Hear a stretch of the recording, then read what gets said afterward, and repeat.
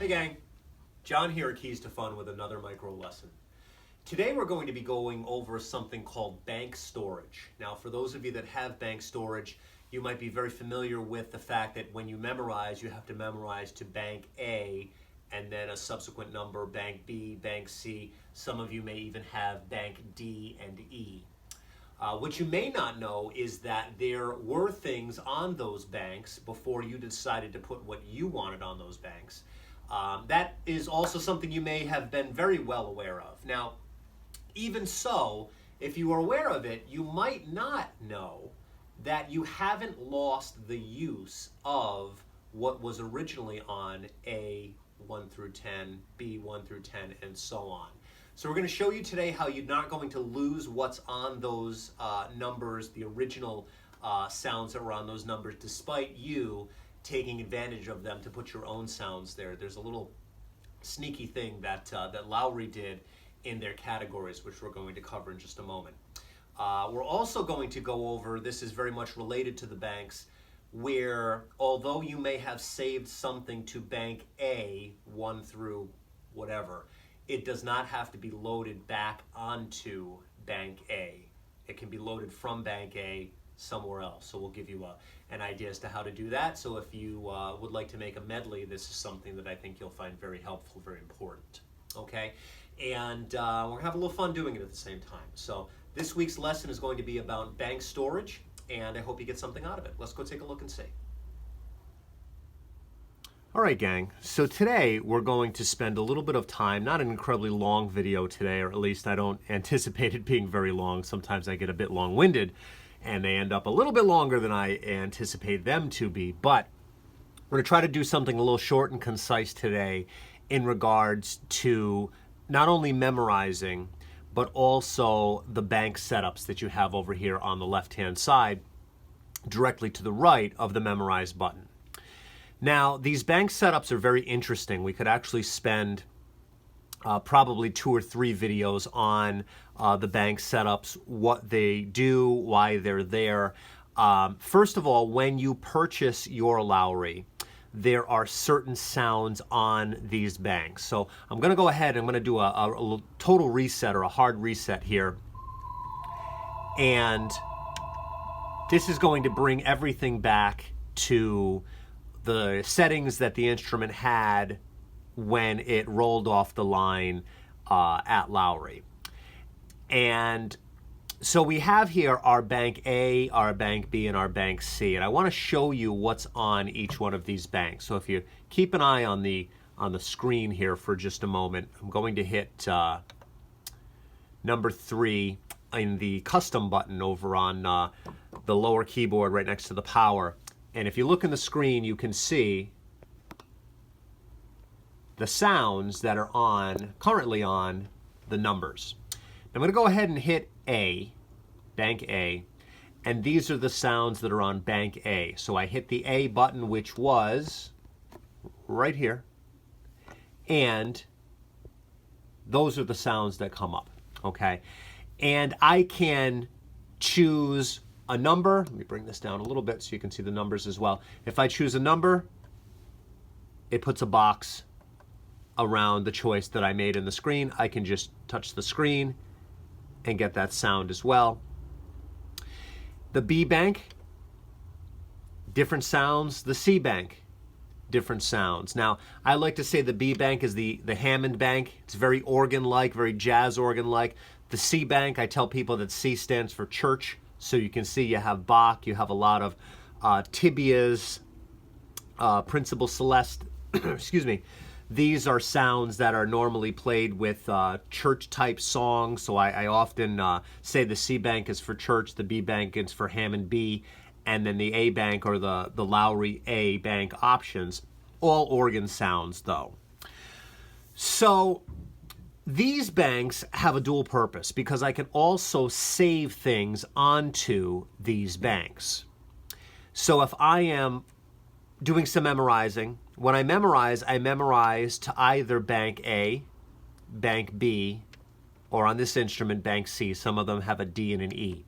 So I can memorize to A number 1, A number 3, B, number 4, or number 1 or number 2, B6, C3, whatever the case may be. And what happens is these sounds that are in the screen are individually replaced with settings that I made.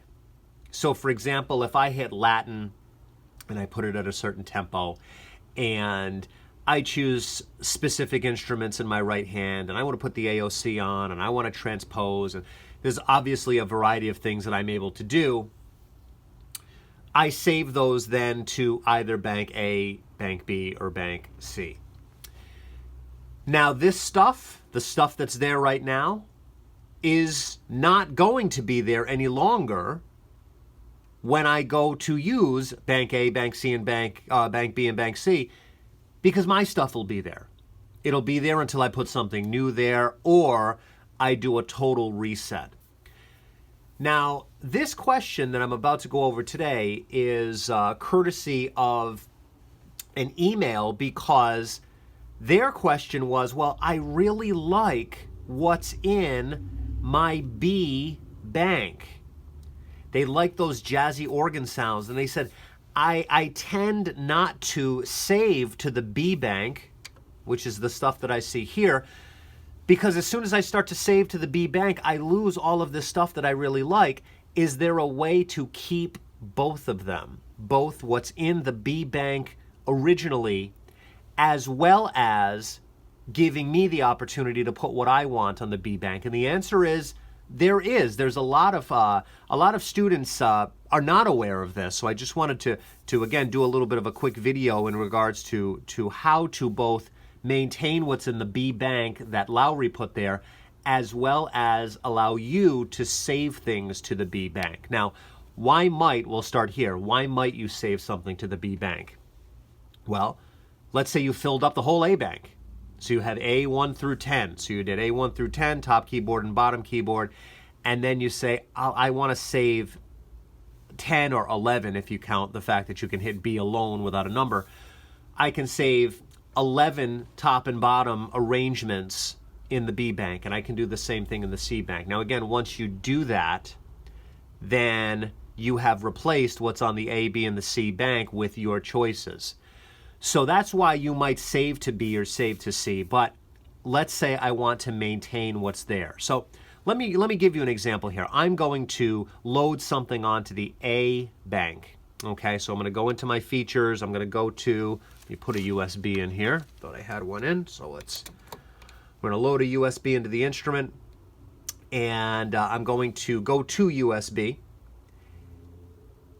load setups, and we'll choose, I don't know, let's choose Hey Jude. Okay. So now I'm just going to go all. Okay, all setups loaded. Now, when I go to Bank A, I'm going to get the settings that I made for Hey Jude. Number 2 brings in the drums.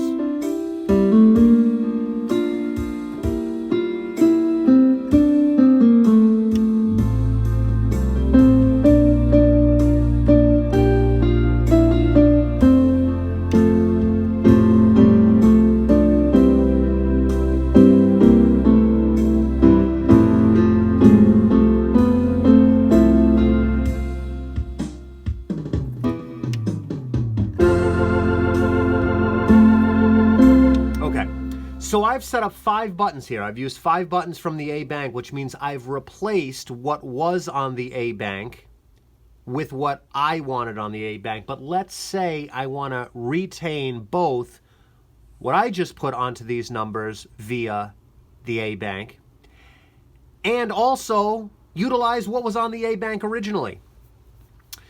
Little trick here. I guess not a trick as much as it's maybe a trade secret or I don't know, what have you. I'm losing my train of thought as to what I might call it. But anyhow, let me just explain to you what it is. So I can go into my categories here. Now, if I go into my categories, I have virtual orchestra. I have sacred, Latin, nostalgic, symphony. But if I go to next, I have another set of 8. Let me go to next one more time. What do I see here on the screen? Bank A, Bank B, and Bank C. Now, if I go to Bank A and I pull up what is in the screen here is what I'm seeing on each one of those numbers, 1 through 10, they are the original A bank. You notice that the light's not on. If I hit the light, it's going to change to the stuff that I put on. Okay? This is my saving A bank. Now, these two things are identical at the onset. If I go to A and I go 1 through 10, I'm going to get the same thing as when I went into the categories A, 1 through 10. But these are always there. These categories are always there in the bank,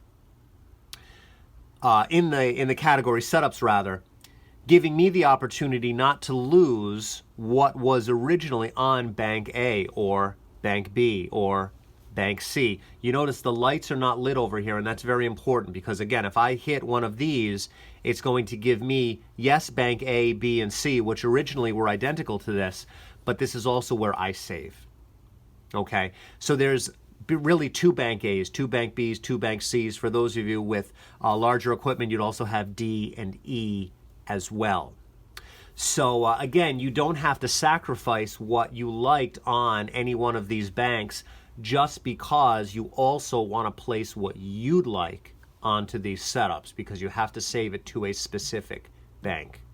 Okay, now step number 2 of this little micro lesson this week is in regards to putting things on other banks that you've saved. And let me give you an example. I save everything to A. It's just a habit of mine. I don't save to B and C. This is just something that I do primarily because I don't want to have to remember which bank I've saved something in. I know that it's in Bank A always. I do all of my saving to A, 1 through whatever, for each individual song that I do. And that could seem to pose a bit of a problem if I wanted to play, for example, a medley of a few different songs. And let's say I want to play a medley of a few songs, and let's go ahead and set some up here. So I go to USB, we'll go to Load Setups. Now I already have Hey Jude on A1 through 5. Now let's say that I wanted to play Wichita Lineman, and I want to load that onto the numbers as well. Now, I know I saved it to A, 1 through whatever, because I save everything to A. So does that mean I need to replace Hey Jude? And the answer is no. I'd like you to look at the screen here. So you can see Wichita Lineman. It says all, which is what I often use, but then I have these individual buttons here, A, B, C, D, and E. Now, D and E are not applicable on this instrument. You can load things in them all you want, but I don't have the buttons for them. So I'm going to limit myself here to A, B, and C on this particular machine. Now, I'm going to go to A, because that's where they are.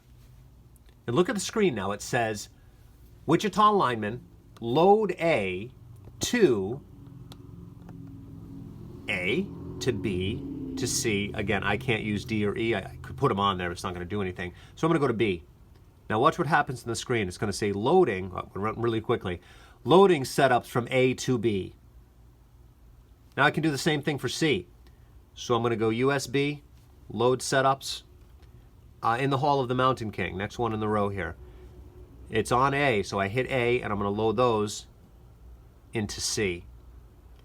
Now what did I do? I set up, despite me saving everything to A, on A number 1, I have everything from Hey Jude.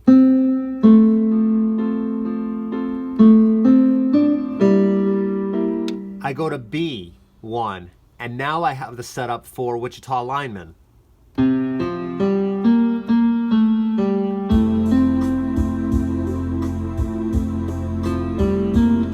How about C1?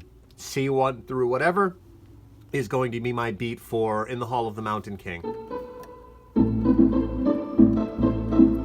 Okay, so I can, despite me saving everything to A, I can load things to the other banks and put, on this instrument anyhow, 3 potential arrangements of 11 sounds, again, counting the fact that I can do sound 0, despite me saving everything to A. Because again, I save everything to A so I don't forget about where I put it. I just happen to save everything to A. It's a very easy way for me to remember it. So anyhow, this is something that is really beneficial, I think, and it's something that's often underutilized. Everyone thinks that they need to load everything into the bank that they originally saved it to, and that is not true. So again, just to recap, we have the opportunity not to lose what's on the A, B, and the C. If we go into the categories, we have categories A, B, and C here as well, which give me what was originally on here. And then in terms of these, I save personally everything to A, just because it's easy for me to remember. And then I can go ahead and load them onto other banks later by simply choosing the sound you want. Do you know what it means to miss New Orleans? Choosing the bank that it's in. Now, I save everything into A, so I know it's in A. And then I make the decision, where do I want to load it to? Now, if I hit A again, it kind of defeats the purpose of going through this step. But if I go to B or C, it doesn't. Because now if I go to B, even though I know I saved it today, it goes from A to B. Okay. One final note here is when we do go into the USB and load setups, let's say you choose a song and that song, or maybe you have a medley that you've already arranged on A, B, and C. When I hit all, it loads whatever was on B and C as well as A simultaneously. So that's what all means, okay? A lot of students don't save one arrangement with that many changes, but the idea is that you can, and you don't have to load them in individually. So if you've done Miss New Orleans, you've done 2 other songs or however many other songs, all in a row on the numbers you did that originally, you just hit all and it loads them all in. Okay, these USB instruments are great. Same general idea on the Yamahas as well, but her question was in regards to an Inspire, which she has, and I'm hoping that this answered this for her. Okay.